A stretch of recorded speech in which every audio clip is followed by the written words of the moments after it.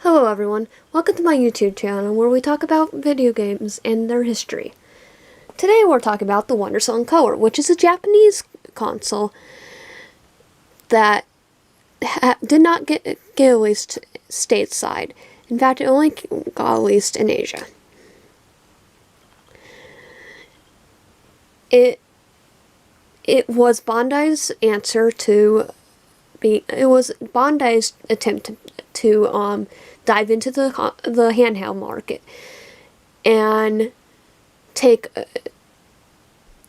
a note from it and get some and compete with Nintendo. There was 3 of them: the WonderSwan Color, the WonderSwan, which was before the WonderSwan, and it was black and white, just like the original Game Boy, and then the WonderSwan Crystal. The WonderSwan Color is the second one, and it's Bandai's equivalent to the Game Boy Color.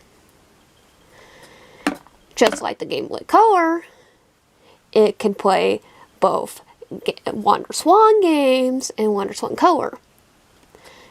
The WonderSwan Crystal, on the other hand, doesn't have, per se, its own library, but it also is just a enhanced version of the WonderSwan Color with a better screen.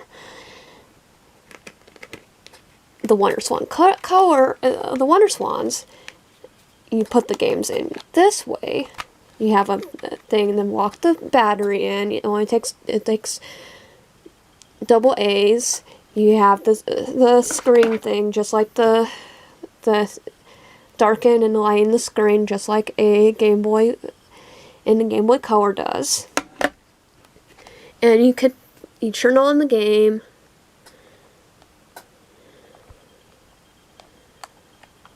Hope it works.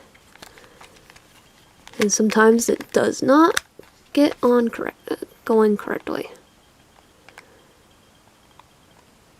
Or that my battery just died. Last time I did this.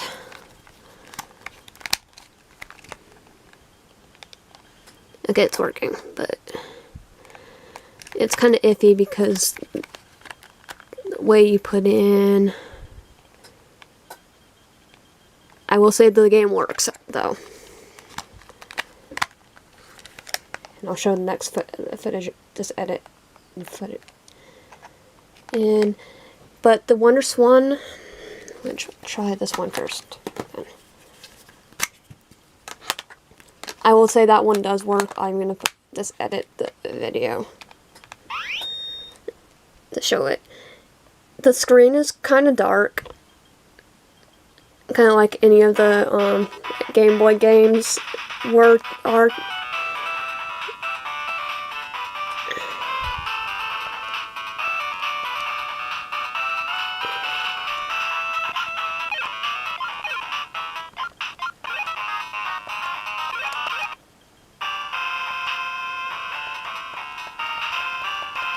The WonderSwan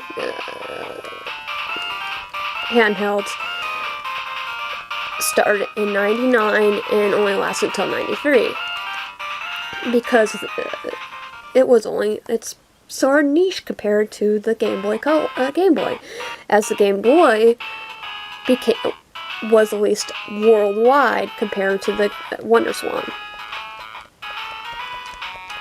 In fact, there's only a select few games that were released in English. For Hong Kong, this one is one of the ones that there is an English version. It was just harder to find compared to the Japanese one.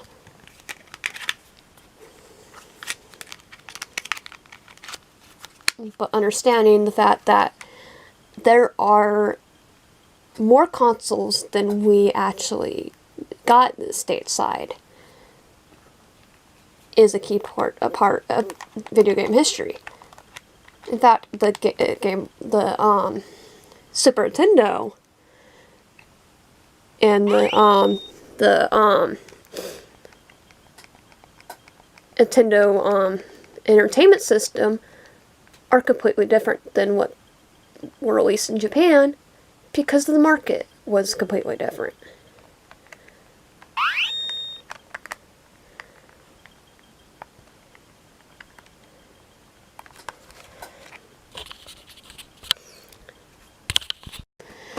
But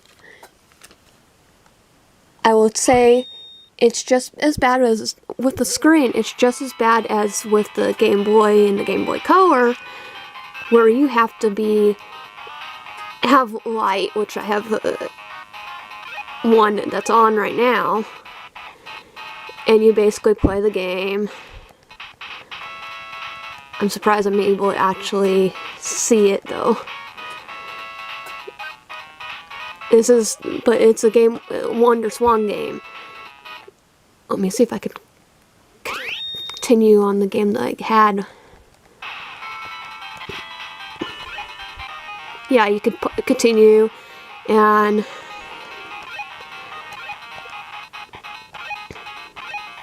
so now I can just get all three of the ones I had when I was practicing with this.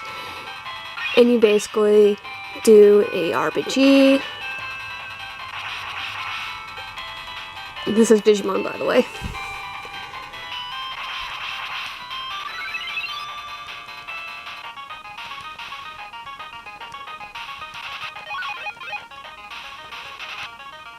Basically a tactical RPG.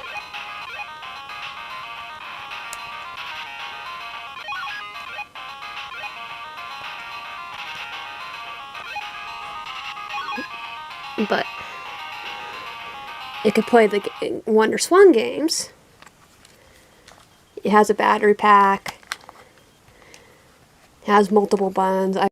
With the WonderSwan color, there is something really that is different than the Game Boy color or the Game Boy line. If there's no game in there, it will not turn on. Period. But only with the game. But you have to be very careful where you put it, how you turn it on, or it will not work. That's why there one was giving me issues, because I didn't put it in the exact same area. So you have this, you still do it, turn it on, turn it off, but without the game, it is basically just paper. It's just a paperweight. But with the Game Boy Color, it turns on, you just can't play anything.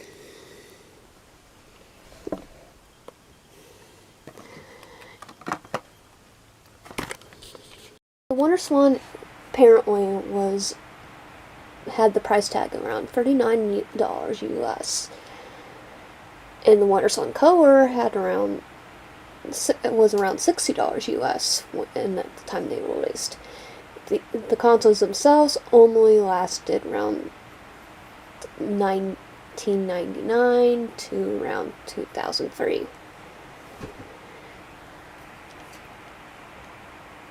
And most of the games were anime based.